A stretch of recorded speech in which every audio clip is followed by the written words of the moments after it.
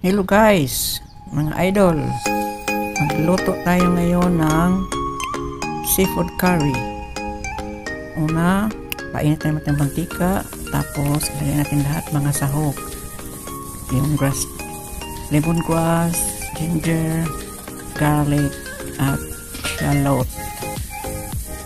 Ayan. Ating isunod ang curry powder. Mga 1.5 teaspoon, depende sa quantity.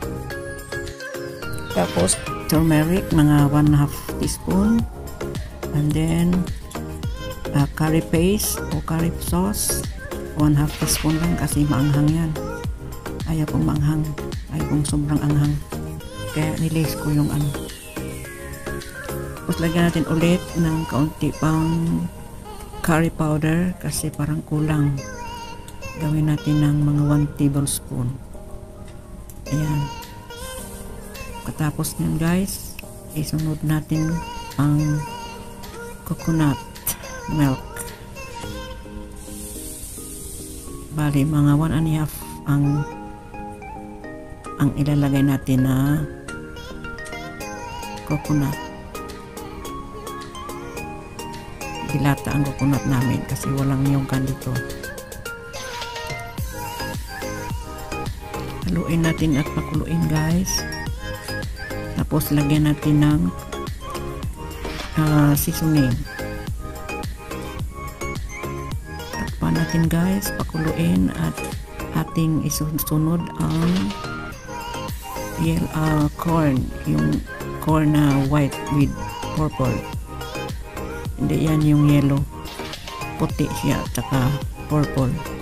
Mas masarap to sa yellow corn. Lutuin muna natin ang corn.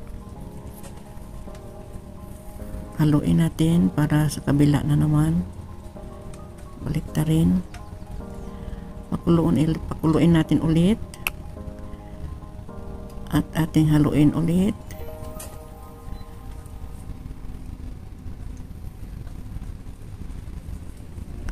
Ilalagay yung talbos ng sayote. Siyempre mayroon talaga tayong gulay para kumpleto yan. May gulay, tapos yan na ang rice natin, yung corn. Haluin natin guys, tapos ating ipailagay sa ilalim. Patong natin sa ibabaw yung mais. Kung gusto nyo ang kangkong, pwede rin ilagay yung kangkong o yung talbos o kaya yung ano ba yung malapot na gulay. Kalimutan ko pangalan. Tapos lagyan natin yung sili, red or green chili, okay na, nasa inyo. Ayaw ko na maanghang, at yung kaunting gatas, yung crab at saka yung clams ating i-steam guys kasi yung tubig ba niya ba, ayaw kong mapunta sa gata, maglapsaw na yung gata. Separate pati yan i-steam kasi yung tubig niya napunta doon sa gata, hindi na siya creamy. Yan naman ang razor. Masarap yan guys, basta wag lang sobrang pag-steam kasi matigas pag sa sobrang na pag-steam, pero masarap. Ilagyan namin ng black beans and garlic. Hindi namin pwede ilagay, ihalo sa gata yan, kaya ni-steam lang namin. Pero pag seafood guys, hindi na pwede maglagay ka ng asin kasi may timpla na yan, galing sa dagat eh. Ayan, tapos na yung clams natin tsaka hipon. Ating ilalagay yan mamaya. Tanggalin natin at ipatong natin mamaya yan sa malapit na matapos. Ayan na guys, pinatong na sa ibabaw yung clams. Tapos susunod natin yung crab, yung mud crab. Yummy yummy yan guys. Ay, sarap.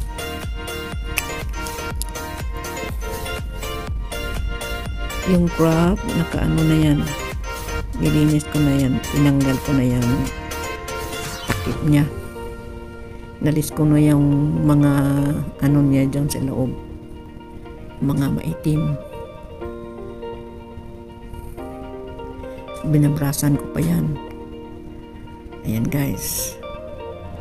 Patapos nyan, patong natin yung hipon. Kaunti lang yung hipon guys kasi wala na eh. Isang tumpok na lang yan naiwan sa market. Takpan ulit. Pakuluin ng sandali. Yan. Luto na yan guys. Maghain na tayo para kumain. At ako'y nag-craving na sa seafood curry.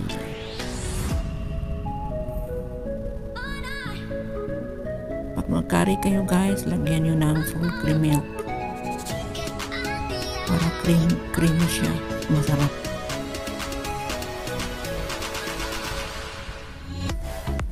Ayan yung talbos.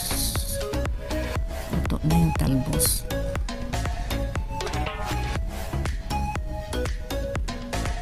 Maanghang yan na yung green na chili. Maanghang.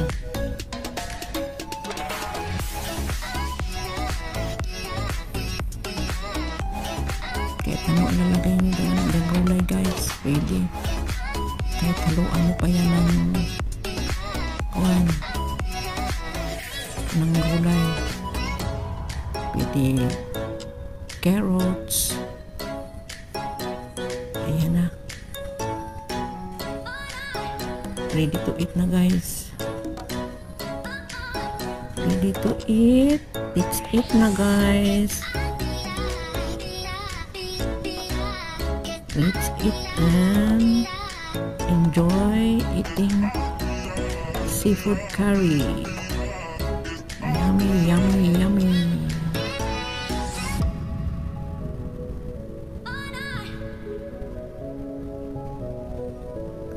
Minom lang kayo ng tsaa, red or green tea. Yan ang panlaban ng ano yan. Yung mga taba-taba. Mga sibo. Nakakatulong yan pang paano sa tiyan natin. Yung kolesterol. Kaya huwag kalimutan magtsaa o kaya lemon tea. Yan na guys. Let's eat na guys. Yummy yummy my version seafood curry. Ayan, yung kamatis buo.